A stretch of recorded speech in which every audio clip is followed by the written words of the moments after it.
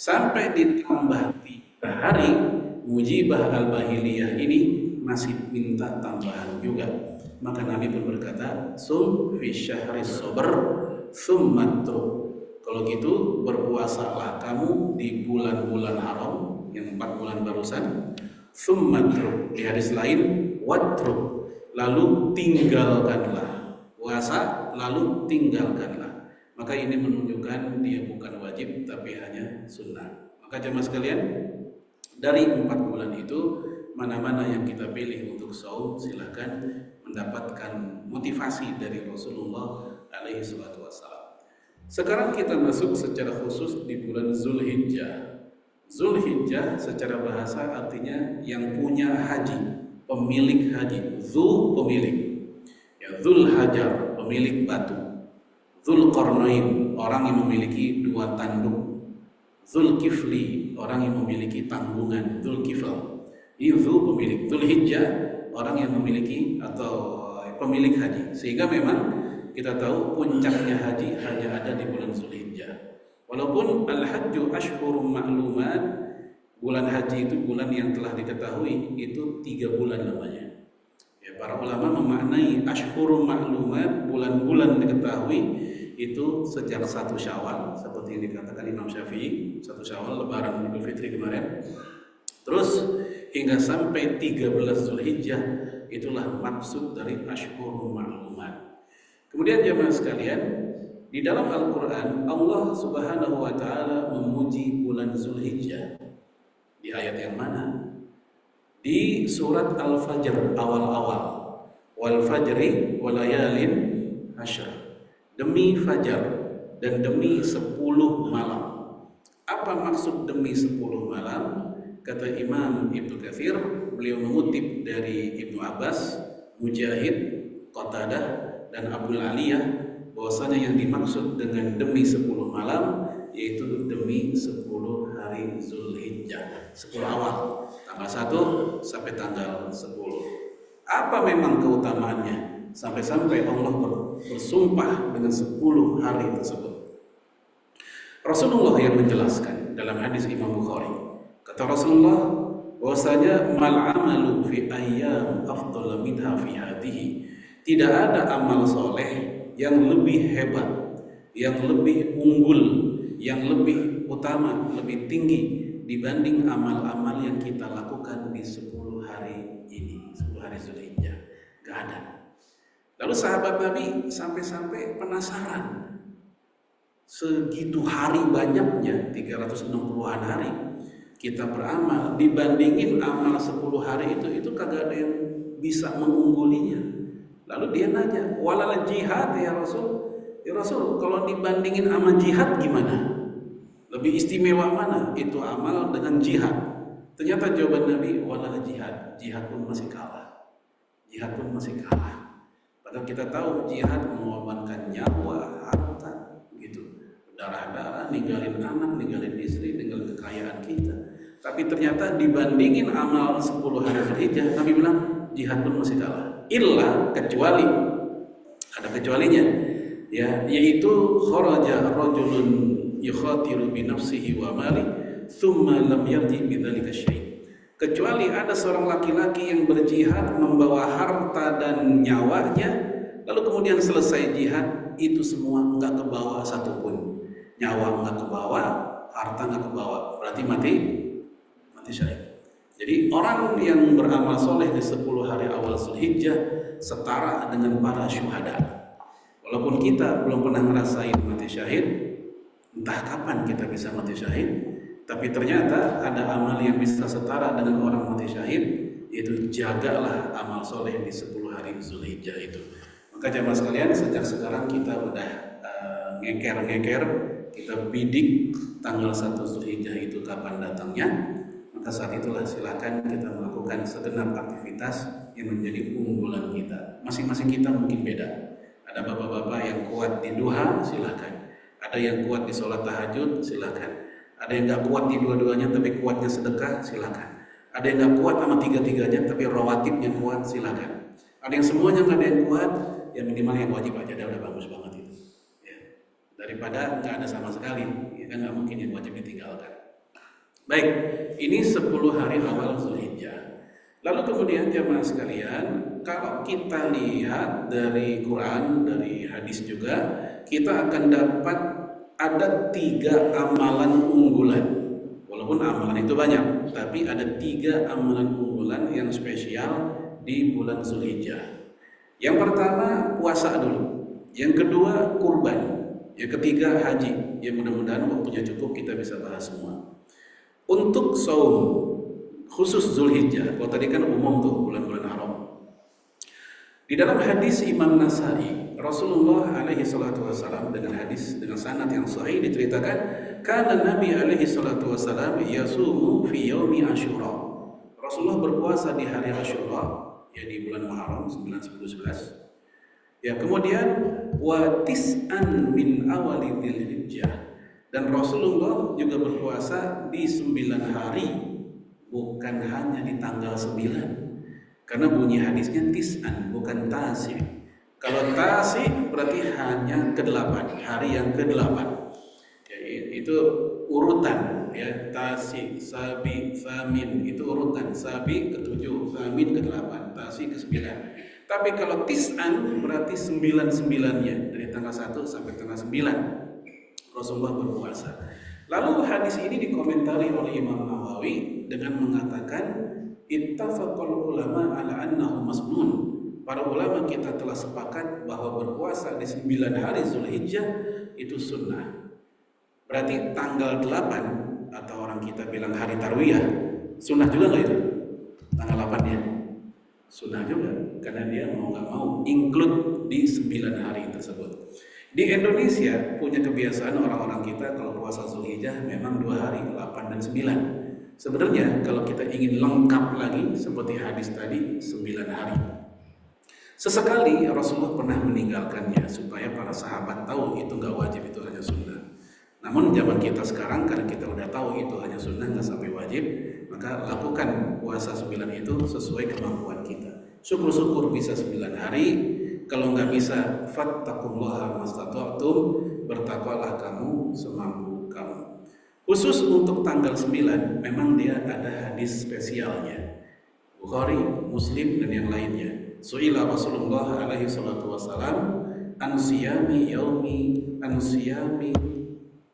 Arafah. Rasulullah ditanya tentang kenapa beliau melakukan puasa di Arafah, puasa hari Arafah. Nabi pun menjawab, yukaffiru sanatal madiyah wal baqiyah.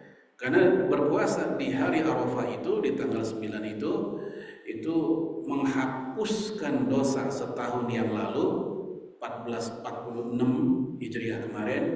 Selama kita hidup kita ngalamin itu, ya, dosa sama anak, dosa sama istri, dosa sama tetangga, dosa sama diri sendiri, ya, hak-hak Allah barangkali pernah juga kita abaikan. Khususnya yang sogoir yang dosa-dosa kecil ini dihapuskan. Dan juga wal baqiyah, tahun yang akan datang setahun. Padahal tahun yang akan datang kita kagak jamin masih ada apa enggak. Jangankan setahun, sehari aja besok kita nggak tahu masih ada apa enggak.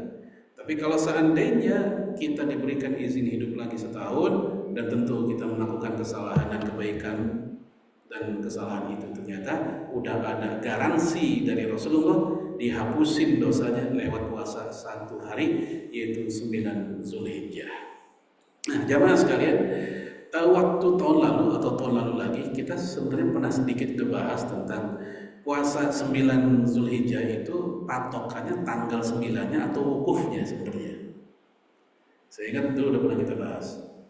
Patokannya wukufnya atau tanggal 9-nya. Sebagian ulama mengatakan tanggal 9-nya. Imam Al-Kharazi, ya, Imam Asy-Syaukani, Imam As-San'ani, mereka mengatakan tanggal 9 di negeri manapun, selama negeri itu melewati tanggal 9, walaupun di saat itu di Saudi, ya, zaman sekarang udah enggak lagi wukuf, tanggal 9 itulah waktunya berpuasa. Karena saat tanggal 9 memang ada 2 peristiwa wukuf dan peristiwa puasa.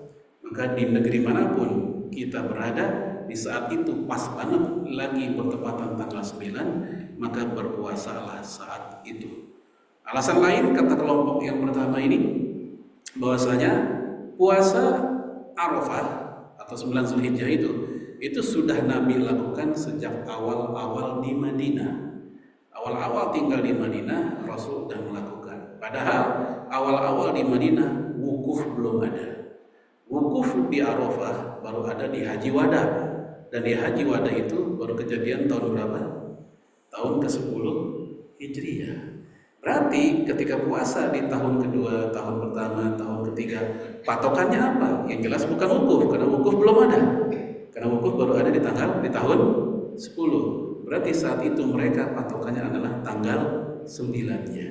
Itu alasan kelompok yang ketiga. Apa? Yang pertama. Nah, adapun pihak yang kedua yang mengatakan ya patokannya ya wukuf di Arafah sesuai dengan namanya Saum Arafah. Di hadis ditanyain su'ila Rasulullah an saumi yaumi Arafah. Karena hari Arafah ya udah ketika orang pada wukuf di Arafah.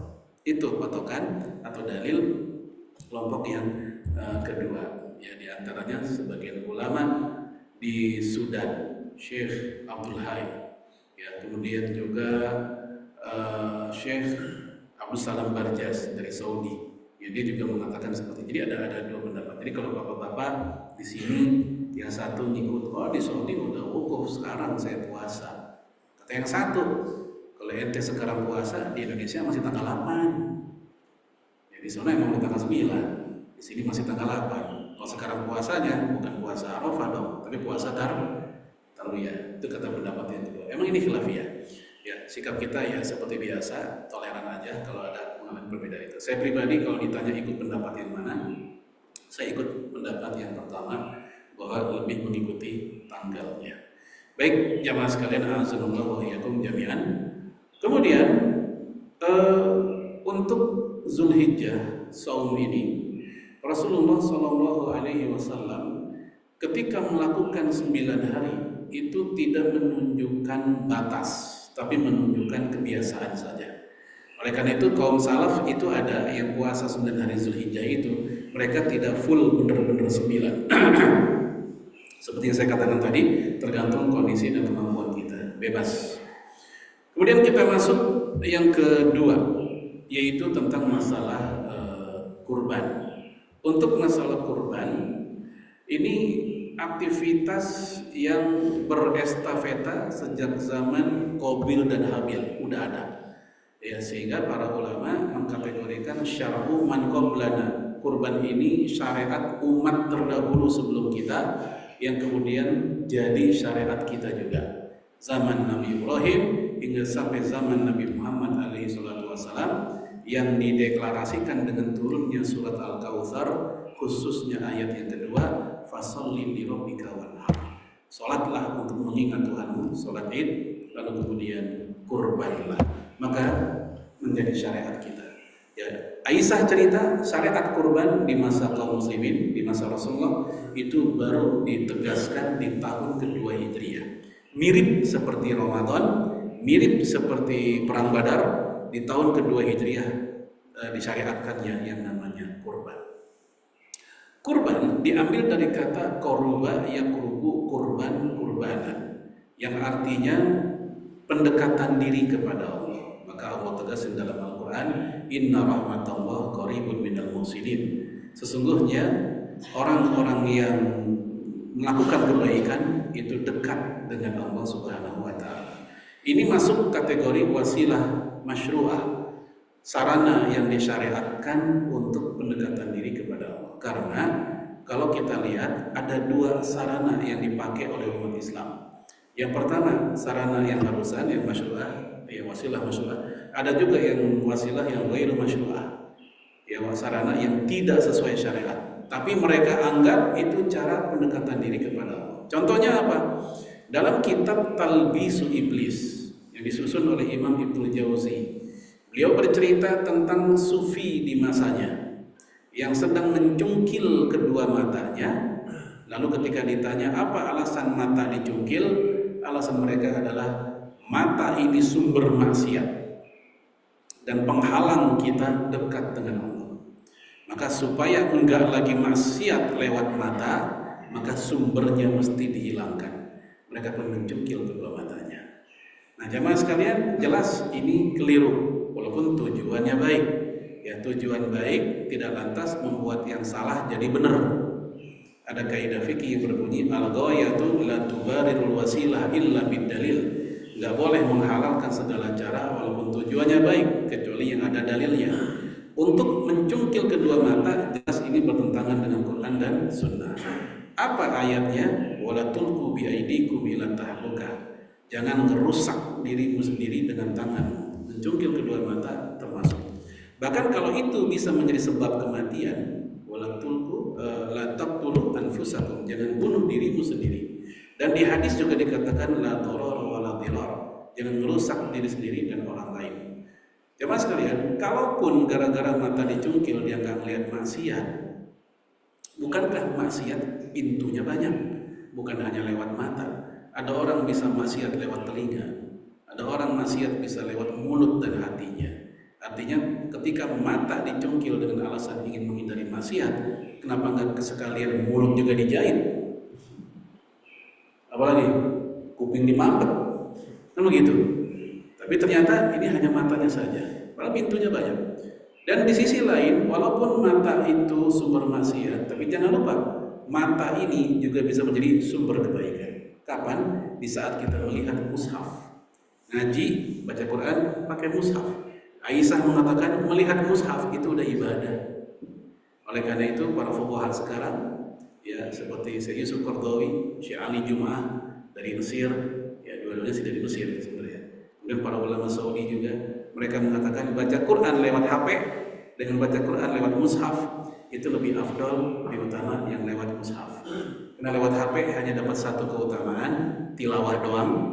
Ya, sementara kalau lewat mushaf, tilawah dapat dan memandang mushaf juga dapat. Nah, jadi mata ini juga sumber kebaikan. Bahkan dari riwayat Ibnu Abbas, melihat Ka'bah itu pun juga udah ibadah dan juga salah satu waktu momen dikabulkannya doa di saat kita melihat Ka'bah. Tentu Ka'bah ini maksud Ka'bah asli, bukan gantungan kunci ya, atau sejadah yang ada gambar Ka'bahnya asli. Nah, itu juga dengan mata dalam kondisi normal sehat. Memandang wajah orang soleh itu pun juga bagian dari ibadah. Nah, jadi banyak kerugian juga. Nah, ini sarana yang gak disyariatkan dipakai kayak gitu. Nah, kurban sarana yang disyariatkan untuk mendekatkan diri kepada Allah. Kemudian jamaah sekalian, kurban Rasulullah alaihi salatu wassalam itu pernah begitu tegas ya terhadap orang yang tidak kurban. Dalam riwayat Imam Ibnu Majah, sanad yang sahih dari jalur Abu Hurairah. Rasul mengatakan, man kana lahu sa'atun, orang yang lagi dalam keadaan enteng rezeki, sa'ah, bukan sa'ah. Kalau sa'ah jam, waktu. Kalau sa'atun pendek sinnya itu artinya lapang. Ya, duit ada, tabungan ada, utang udah kagak ada, ya, anak udah pada gede, udah pada kerja, apalagi ya, ruko ada 10 pintu dia punya banget dah. Lapang. Dia nggak kurban. Apa kata Nabi? Walam yudhahi, dia tidak berkurban. Fala yaqrabanna musallana. Jangan deketin tempat sholat kami. Jangan kemari. Apa maksud jangan dekati tempat sholat kami? Maksudnya jangan dekati tempat sholat Id. Lalu As-Sun'ani dalam Subulus Salam ngasih tahu, ini seakan-akan ingin negesin ke sahabat saat itu, percuma kalian sholat Id kalau kalian tidak berkurban. Gitu. Karena sholat Id dan kurban Allah gabungin di satu ayat. Fasholli li rabbika, yaitu sholat Id. Wanhar, yaitu kurban. Ini dua-duanya digabungin. Baik, jemaah sekalian, oleh karena itu kita tidak heran kalau ada di antara para fuqaha, khususnya Imam Abu Hanifah, beliau berpendapat kurban bukan sunnah muakkadah. Kurban bagi beliau adalah wajib. Karena Rasulullah tidak pernah yang namanya orang ninggalin sunnah dimarahin, nggak pernah. Nabi nggak pernah para sahabat misal nggak sholat tahajud dimarahin, nggak sholat duha dimarahin, nggak pernah ceritanya. Begitu kurban Nabi tegas marah. Maka itu tanda kurban bukan sekedar sunnah. Ya, budaya Rasul nggak pernah marah terhadap orang yang ninggalin sunnah. maka ini tentang kewajiban. Dia Imam Abu Hanifah. Dan alasan lainnya adalah kata Abu Hanifah, surat Al-Kautsar tadi menggunakan fi'il amr, kata kerja perintah, fasholli li rabbika wanhar, berkurbanlah kamu. Sementara kaidah menyebutkan al-aslu fil amri lil wujub, hukum dasar dari perintah menunjukkan wajib, maka wajib kurban itu. Kemudian pendapat beliau ini ditopang oleh hadis yang lain yang berbunyi ala ahli kulli baitin fi kulli amin udhiyah.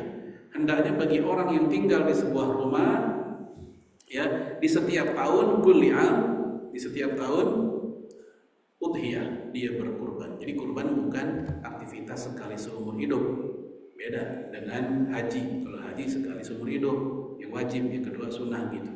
Ya, khitan mah jangan sering-sering, sekali aja khitan, ya, itu jangan diulang-ulang. Nah, beda dengan sholat 5 waktu, zakat fitrah, kemudian kurban, ini diulang-ulang. Ya, oleh karena itu kata hadis tadi kuliah setiap tahun dia mesti berkurban. Dan hadis itu menggunakan kata ala yang menunjukkan kewajiban, sebagaimana hadis yang lain pakai ala juga, alaikum bisunnati, alaikum bil jamaah, menggunakan kata ala menunjukkan kewajiban. Baik jemaah sekalian, itu pendapat pertama. Mayoritas 3 mazhab mengatakan tidak, kurban itu sunnah muakkadah. Sepenting apapun kurban tetap sunnah muakkadah. Dari mana dalilnya? Mereka mengkritik pendapat Abu Hanifah satu persatu, yaitu untuk fasholli li rabbika wanhar, kata pendapat jumhur, itu ayat bukan lagi ngomongin tentang kewajiban kurban, tapi itu ayat sedang ngomongin tentang urutan aktivitas ketika di hari H Idul Adha, yaitu sholat dulu, fasholli li rabbika, habis itu baru potong kurban. Itu sedang ngomongin urutan. Dan hal ini dibuktikan oleh hadis Nabi Bukhari yang mana Rasul mengatakan, man dzabaha qabla ayyusalli, siapa yang udah motong kurban padahal sholat belum sholat nih, 5:30 udah motong duluan dia, mungkin saking semangatnya sama kurban. Apa kata Nabi? Falyu'id makana, hendaknya dia kembali lagi ke tempatnya. Kenapa? Kagak sah ulangin gitu maksudnya. Untuk dimakan halal, untuk sekedar dimakan halal. Tapi untuk disebut ibadah kurban belum, karena SOP-nya nggak gitu. SOP-nya kudu setelah sholat id dulu. Maka ayat tadi bukan menunjukkan tentang kewajiban kurban, tapi masalah urutan aktivitas di hari H. Itu kata jumhur. Kemudian bagaimana dengan 2 hadis tadi? Yang tadi kita baca di awal, man kana lahu sa'atun, siapa yang lagi lapang rezeki. Kata mayoritas ulama ini hadis sahih, tapi bukan ucapan Rasulullah alaihi salatu wassalam, tapi ini ucapan Abu Hurairah. Artinya ini hadis, istilahnya hadis mauquf. Apa hadis mauquf? Hadis yang redaksionalnya hanya sampai ke para sahabat. Kalau hadis marfu itu hadis yang redaksionalnya hingga sampai ke Rasulullah alaihi salatu wassalam. Kemudian hadis tentang ala ahli kulli baitin fi kulli amin udhiyah, hendaknya bagi orang di sebuah rumah dia tiap tahun berkurban. Kata kelompok jumhur ini hadis dhaif, lemah. Karena ada perawi yang Mr. X nggak dikenal biografinya, gimana hafalannya, gimana akidahnya, gimana kejujurannya, nggak dikenal, misteri. Sehingga ini menjatuhkan wibawa hadis tersebut statusnya dhaif. Dan ditambah lagi kata kelompok jumhur, ada riwayat yang lain yang lebih kuat, hadis sahih Imam Muslim mengindikasikan bahwa kurban tidak wajib, yaitu kalimat yang berbunyi idza dakhalatil ashru, jika memasuki 10 hari Zulhijjah, wa arada ahadukum ayyudhiya, dan kalian punya keinginan untuk berkurban. Arada, kehendak. Lihat, ada kata arada, kehendak. Lalu kata Imam Syafi'i, al-iradah, kata-kata kehendak di ayat di hadis tersebut, tadullu annaha ghairu wajibah, menunjukkan bahwa kurban bukan kewajiban, tetapi mufawwadhan ila al-mudhahi, tapi dikembalikan ya kepada kehendak si sahibul kurban. Karena kata Nabi apa? Jika kalian berkehendak, gitu. Itu alasan tambahan dari pihak jumhur. Baik jamaah sekalian, ini tentang masalah hukum. Walaupun saya pribadi lebih ikut pendapat yang jumhur sunnah muakkadah, namun usul saya, saran saya, kalau emang lagi ada rezeki, terlepas dari apa hukumnya, dalam rangka menghidupkan sunnahnya para nabi, sunnah Abul Anbiya Nabi Ibrahim, sunnahnya Nabi Muhammad alaihi salatu wassalam, maka kita tetap berkurban. Baik, ya mas kalian, itu tentang masalah kedudukan hukum. Lalu ada beberapa sunnah yang mesti kita jagain di saat kita kurban. Sunnah yang pertama, dianjurkan berkurban di kampung sendiri. Maksud saya di tempat kita domisili. Ya, sebelum kepikiran ke tempat yang lain. 4 mazhab sepakat atas hal itu, bahkan mereka mengatakan makruh naqlul udhiyah bi ghairi maslahah wal hajah. Ya, makruhnya memindahkan atau mendistribusikan kurban kita keluar daerah kita tanpa alasan, tanpa hajat dan tanpa masalah. Iseng aja gitu pengen keluar. Nah, yang kayak gini makruh. Tapi kalau ada hajat dan masalah di kampung kita yang kurban udah banyak banget, sementara di kampung sebelah atau di negeri sebelah, di provinsi yang mana misalnya sepi, ya orang tua kita telepon, kamu kurban? Iya mak. Di mana? Ya di sini di Depok. Ya sini aja dah. Lah emang apa? Dan di sini satu kelurahan kambing cuma 1. Iya. Bagaimana bagi-bagiinnya? Ya makanya dipocel-pocelin doang kambing. Ya, terus gimana? Nah makanya kamu kurban sini aja.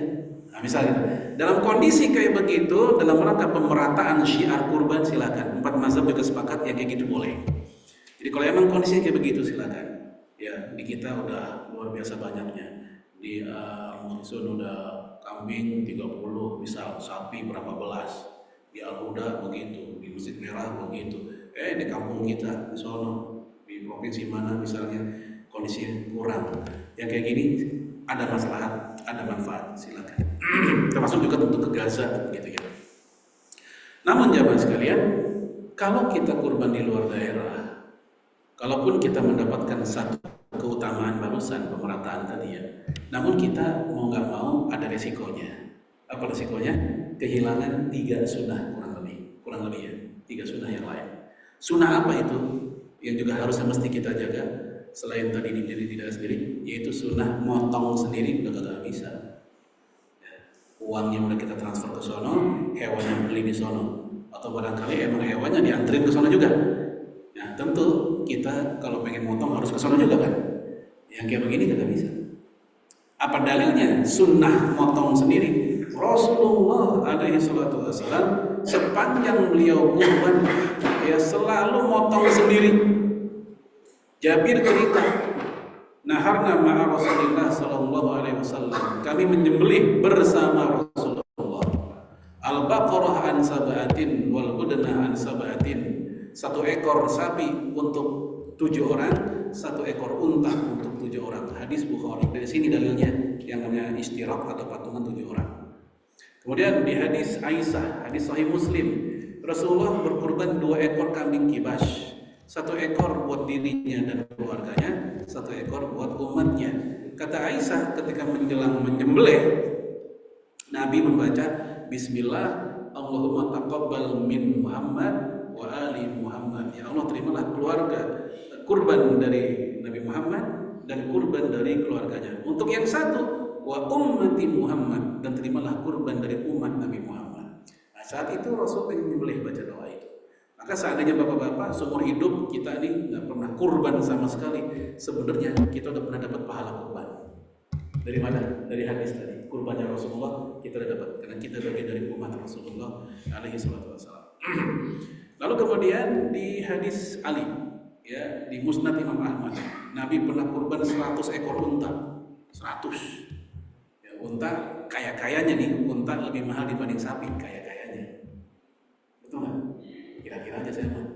Ya. Kalau lebih mahal, kalau sapi anggaplah 20 juta, ya unta anggaplah 25, ya atau 30 kali 100. Berapa M gitu? Itu kurbannya Rasul. Sangat serius beliau.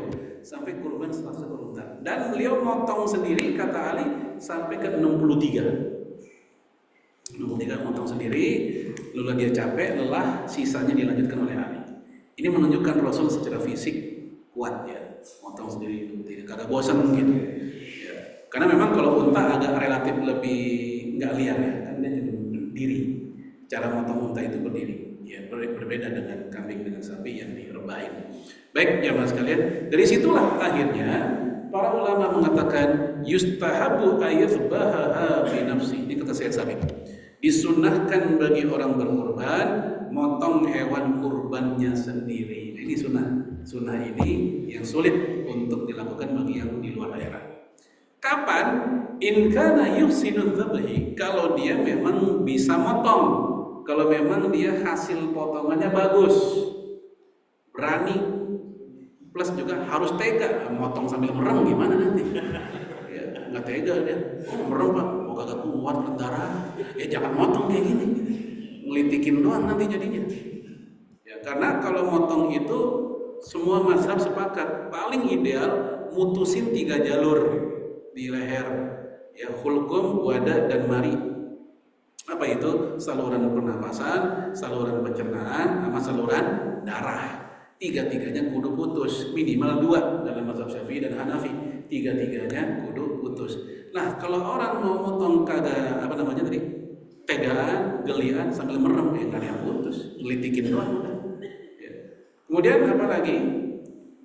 Kalau nggak bisa, kata para ulama, fayandubu lahu ayyashhidahu, disunnahkan bagi dia kalau emang nggak bisa motong, minimal ayyashhidahu, nonton, menyaksikan hewan kurbannya sedang disembelih. Ya, kadang-kadang MC bacain, ya, disebut nama pemiliknya, kan begitu. Dari Pak Haji Anu, nah Pak Haji Anu ini dia nggak berani motong sendirinya, dia disunahkan nonton, liatin, gitu.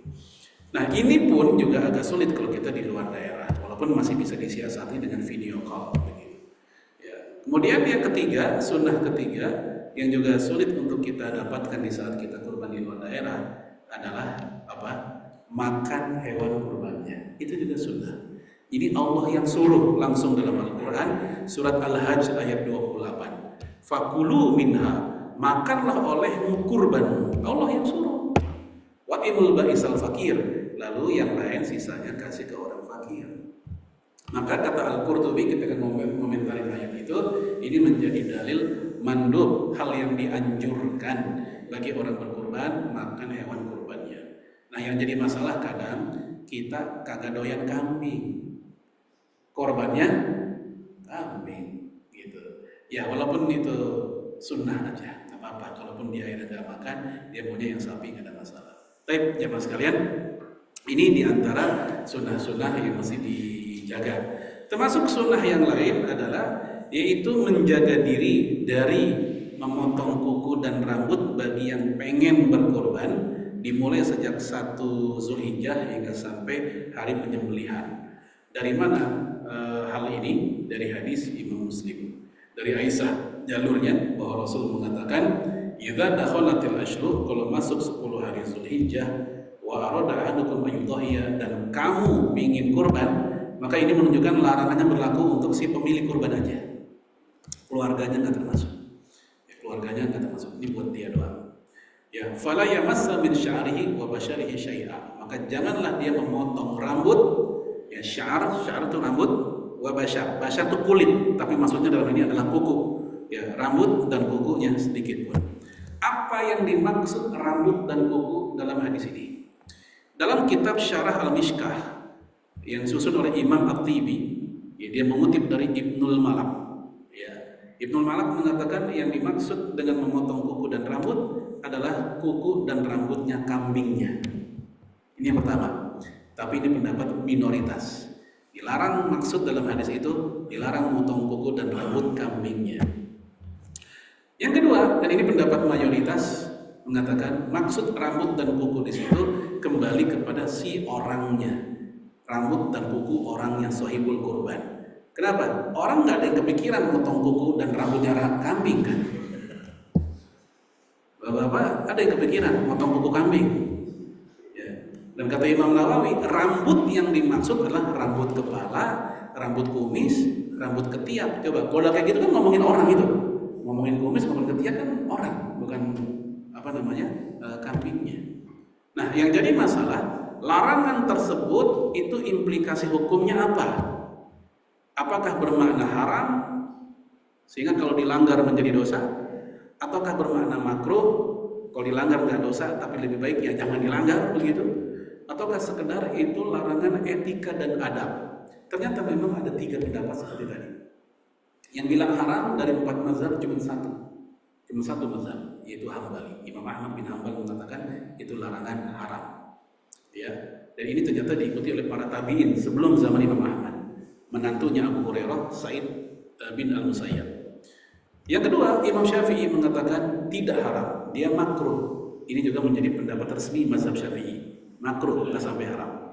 Kenapa? Karena ciri perbuatan larangan yang berdampak pada haram itu biasanya dibarengi dengan informasi apa siksanya, apa dosanya. Nah, di hadis itu tidak ada informasi tentang apa siksanya, apa dosanya. Sehingga itu larangan bukan termasuk larangan haram, itu larangan makruh saja. Makruh tanzih kata Imam Nawawi. Apa makruh tanzih? Makruh yang mendekati mubah. Makruh ada dua. Ada makruh tahrim, makruh mendekati haram, ada makruh tanzih, makruh mendekati mubah. Yang ketiga yang mengatakan haram tidak, makruh tidak. Ini justru pendapat yang lebih banyak, Imam Malik dan Imam Abu Hanifah. Haram tidak, makruh tidak. Loh, itu kan jelas melarang. Kata mereka itu larangan etika, adab. Ya, supaya kita ikut sebagaimana berempati yang dirasakan oleh jamaah haji. Karena jamaah haji ketika mereka udah ihram kan dilarang ngapain? Termasuk larangan potong kuku, rambut. Nah, yang di tanah air pun juga sebagaimana yang dirasakan oleh mereka. Ini larangan etika dan adab. Ada 3 pendapat seperti itu. Oleh karena itu, dia masuk kategori disunahkan untuk jangan menyukur rambut dan kuku bagi yang sedang melakukannya. Kemudian jemaah sekalian, apa yang termasuk kategori larangan-larangannya? Pertama, yaitu larangan menjual hasil potongannya buat si sahibul kurban. Kenapa? Itu untuk disedekahin, kulit, daging, segala macam. Ali cerita dia, amaroni Rasulullah, Rasul memerintahkan saya, an aku mabibut nanti untuk mengolah hewan kurbannya. Wa an atas sedekah bilahmiha, kata Rasul, laham itu daging disedekahin. Wa jilaliha, jilal unuk disedekahin. Wa jildiha, kulit juga disedekahin. Kata Nabi begitu. Nah, karena semuanya disedekahin, itu tanda kagak boleh dijual. Dari sinilah Imam Al-Aini, Imam Nawawi dan yang lainnya mengatakan, mayoritas ulama mengatakan haramnya menjual kulit, menjual daging apapun yang ada di tubuh hewan tersebut. Siapa larangan ini berlaku? Bagi si pemiliknya dan juga bagi panitianya. Contohnya Ali kan panitianya, pemiliknya adalah Rasulullah. Gitu. Kapan boleh jual daging kurban dan kulitnya? Boleh dijual kalau apa? Udah dibagiin. Ketika udah dibagiin, udah jadi milik pribadi masing-masing orang, udah bebas dia. Mau dimakan, hayo. Mau dijual karena udah banyak banget. Ya, di kulkas isinya daging semua dari atas sampai bawah. Akhirnya dia mikir, jual aja dah, biar cepet habis, misalnya begitu. Silakan, udah jadi milik. Sehingga para ulama kita, termasuk ulama Saudi, Syekh bin Baz misalnya, boleh dijual kalau emang udah jadi milik. Termasuk kulit. Ketika kulit disedekahin ke salah satu panitia, nih Pak buat Bapak aja ini kulit. Maka si panitia ini, karena udah jadi milik pribadi, ya bukan atas nama panitia jualnya, karena udah jadi milik pribadi, silakan dia jual. Adapun hasil penjualannya buat diri sendiri atau kembali buat masjid atau buat kepentingan kurban, silakan, gak ada masalah. Baik, itu solusinya kayak begitu. Itu larangan di antara larangannya. Baik, jemaah sekalian, saya mohon maaf ini karena udah bunyi ya. Ini bel sekolahan bel itu udah. Dan kita baru bahas 2. Ada pembahasan yang ketiga yang belum kita bahas, yaitu haji. Ya, untuk masalah haji, ya mungkin satu tema aja lah yang saya angkat. Karena haji itu saya lihat antriannya udah luar biasa, bahkan hampir-hampir nggak rasional gitu kan. 30-an tahun, bahkan di Sulawesi, di Bantaeng itu tahun 2022 kalau kita daftar itu 97 tahun antriannya, 97 tahun 2022, sekarang udah 2024, mungkin udah 100 tahun ya. Apa yang terjadi? Cukup banyak orang nanya lewat WA, nanya di Telegram ke saya, ada yang nanya di website, kalau kita kagak haji tapi ngedahuluin umroh aja gimana? Kenapa? Ya tadi hopeless kan sama umur, sama antrian begitu. Kita udah berumur, baru ada duit sekarang. Kalau kita daftar, oh Bapak, ini kita ngantri 30 tahun lagi. Lah umur saya udah 65. 30 tahun berangkat 95, jadi angin doang di sana kita, nggak ngapa-ngapain. Akhirnya kepikiran umroh aja, boleh apa enggak?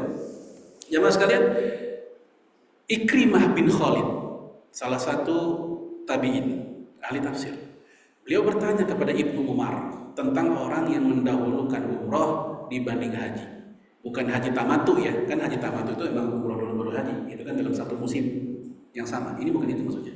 Tapi di musim, di zaman, di tahun yang berbeda. Orang mendahulukan umroh baru haji. Kata Ibnu Abbas, Ibnu Umar, lah bahasa, nggak apa-apa. Dari mana dalilnya? Perilaku Rasulullah. Rasulullah sebelum haji wada tuh, haji tahun ke-10 Hijriah, beliau sudah umroh 3 kali banyaknya. Udah umroh sebanyak 3 kali sebelum haji. Sehingga itu menjadi dasar, kata Ibnu Umar, bolehnya orang mendahulukan umroh baru haji. Termasuk kita di zaman ini, kalau udah ngukur-ngukur kayaknya aduh susah nih saya buat haji. Silakan. Itu kalau pertanyaannya boleh atau enggak? Boleh. Tapi kalau pertanyaannya adalah lebih utama mana? Antara tetap dia daftar atau dia milih umroh, lebih utama adalah daftar haji tetap. Kenapa? Bismillah, lalu kita tawakal karena kita sedang mengejar rukun Islam. Kalaupun nggak jadi berangkat karena keburu wafat di masa-masa antrian, insya Allah nilai hajinya udah dapat. Walaupun status berhajinya belum, tapi pahala hajinya udah dapat. Siapa yang bilang? Hadis sahih Imam Muslim dari Aisyah juga. Rasul mengatakan, man hamma bihasanatin falam ya'malha kutibat lahu bihasanatin kamilah. Siapa yang melakukan kebaikan, rencana ingin melakukan kebaikan, enggak jadi terlaksana gara-gara dia wafat, sakit. Kata Nabi, tetap dia dapat pahala sempurna dari yang dia niatkan itu dapat ya. Malah kursi yang jadi kosong itu kan kosong tuh kursinya, itu bisa digantiin sama ahli warisnya, sama anaknya, sehingga anaknya nggak perlu ngantri, dia bisa berangkat gantiin bapaknya. Ya ini tahun lalu saya diminta acara pelepasan jamaah haji di Masjid Al-Ikhwan di belakang Giant sebelah sana tuh. Ya, itu namanya Cilodong ya. Kan Giant itu tuh mantan Giant ya, betul-betul mantan Giant. Kan di belakang Hipermat ya, di belakang tuh ada Masjid Al-Ikhwan namanya. Nah, itu pas lagi acara ramah tamah sama jamaah yang calon berangkat, ada 2 anak muda. Ini menarik perhatian saya, karena yang saya pikir adalah di anak muda berangkat, daftar kapan dia? Itu pikiran saya gitu ya, daftar kapan? Kira-kira umurnya SMA kelas 12 atau mahasiswa baru lah, masih muda banget. Terus pas salaman saya tanya, Dek, daftar kapan? Jawaban dia, bukan daftar, gantiin bapaknya yang meninggal. Nah, dari situ yang saya maksud, malah orang yang daftar, bismillah, kalaupun dia nggak jadi berangkat, pahalanya tetap dapat. Bahkan keuntungan kedua adalah, yaitu insya Allah bisa diganti sama anaknya, tanpa harus ngantri lagi. Baik, jamaah sekalian, mohon maaf, nggak semua kita bahas. Segitu aja tentang masalah 3 aktivitas unggulan ketika di Zulhijjah.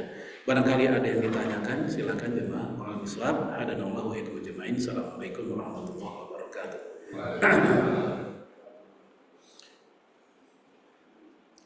Ya, silakan.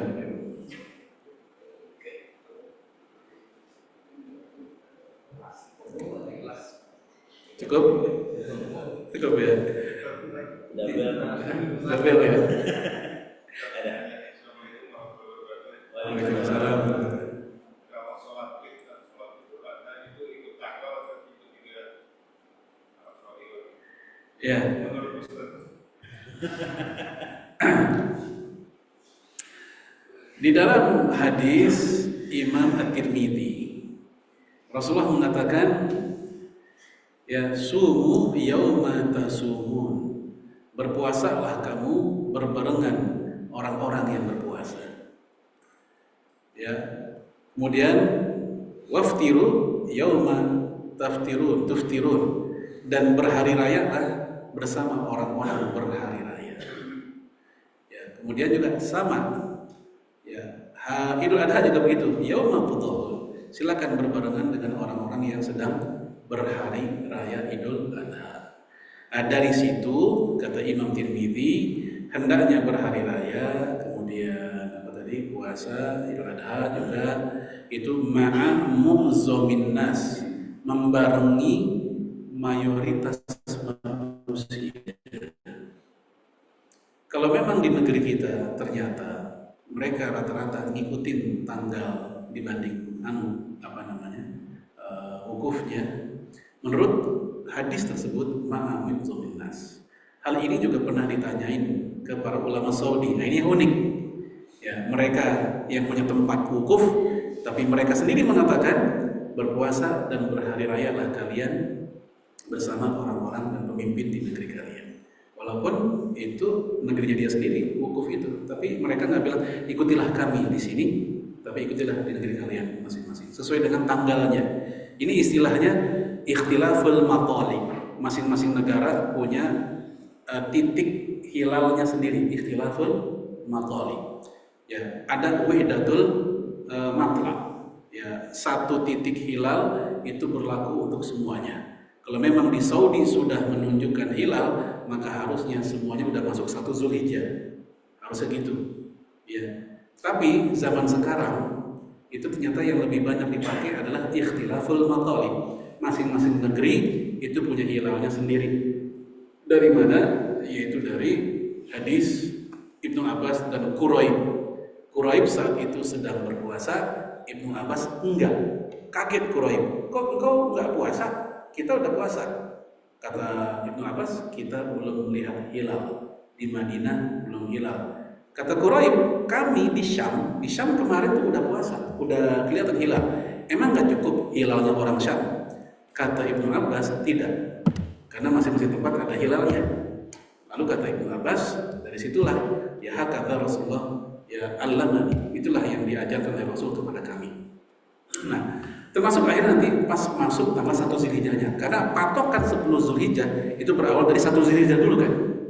Kapan masuknya 1 Zulhijjah itu jadi patokan nanti. Ya, kita lebaran tanggal 10. Yang jelas lebaran nggak mungkin tanggal 9 kan. Sholat Id nggak mungkin tanggal 9. Ya, tapi tanggal 10-nya. Itu aja. Nah, untuk menentukan tanggal 10 berarti harus ditentukan sejak awal masuk Zulhijjahnya. Kita lihat, ternyata keputusan kita sama Saudi sama. Alhamdulillah bisa bareng. Ya, tapi kalau ternyata berbeda, maka kembali ke tadi. Itu yang saya ikuti. Namun kalau ada yang ngikutin tentang ini adalah daerah wukuf, ya silakan, karena memang ini khilafiyah udah sejak lama. Ya.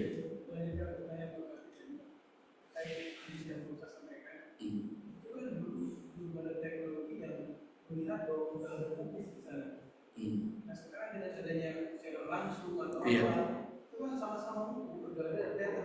Iya. Apakah itu juga dan apakah enggak tadi lama atau di soal? Karena pas di sana wukuf tanggal 9, di sini masih tanggal 8 masalahnya. Itu yang jadi masalah. Kan tanggal berbeda. Ya, ini kalau emang beda nih, kalau emang beda awal masuknya. Sekali lagi kalau awal masuknya beda. Ternyata di Saudi udah duluan tanggal 1-nya. Kita baru 1 besok. Misal gitu. Nah, begitu mereka tanggal 9 udah wukuf, berarti kita baru tanggal 8. Itu masalahnya. Kalau kita puasa tanggal 8 berarti bukan puasa Zulhijjah, bukan puasa Arafah, puasa Tarwiyah gitu. Kecuali kalau mereka masuknya bareng sama kita. Alhamdulillah. Berarti kalau mereka puasa ya kita puasa juga, karena puasa sama-sama tanggal 9. Itu yang jadi masalah. Ya. Kalau kita mau puasa pas mereka wukuf silakan, tapi dihitungnya tarwiyah, puasa tarwiyah. Sekali lagi itu kalau kita masuk 1 Zulhijjahnya lebih lambat. Tapi kalau masuknya bareng, maka ya harus ikutin di sana lagi wukuf, kita puasa juga di sini. Maka kita tunggu aja nanti. Ya bagaimana keputusannya, udah kelihatan belum di sini? Kalau ternyata di sini memutuskan terlihat dan di sana juga terlihat, baru alhamdulillah. Tapi kalau ternyata di sana udah masuk, di kita belum kelihatan, sehingga kita diistikmalkan bahwasanya besok baru besoknya lagi baru masuk 1 Zulhijjah, ya berarti berbeda tuh tanggal masuknya. Tapi saya baca di berita kemungkinan besar tahun ini bareng, kemungkinan besar. Ya tunggu aja nanti hasil sidang isbatnya gimana. Cukup? Baik, alhamdulillah kita akhiri dengan hamdalah, salawat dan kafaratul majlis. Alhamdulillahirabbil alamin. Allahumma shalli ala Muhammad. Subhanakallahumma wa bihamdika asyhadu an la ilaha illa anta astaghfiruka